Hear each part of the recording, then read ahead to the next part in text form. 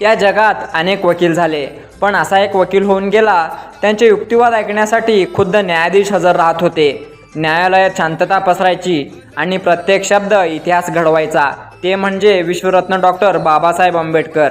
Doctor Babasaheb Ambedkar हे केवळ भारतीय राज्यघटनेचे शिल्पकार नव्हते, तर ते एक अत्यंत विद्वान आणि प्रभावी वकील होते.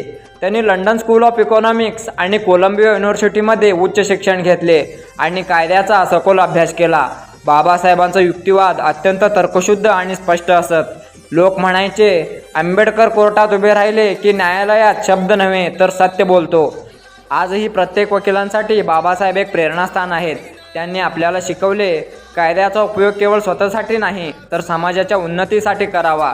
जर तुम्हालाही बाबासाहेबांचा अभिमान वाटत असेल तर हा व्हिडिओ नक्की शेअर करा आणि कमेंटमध्ये जय भीम लिहायला विसरू नका. धन्यवाद.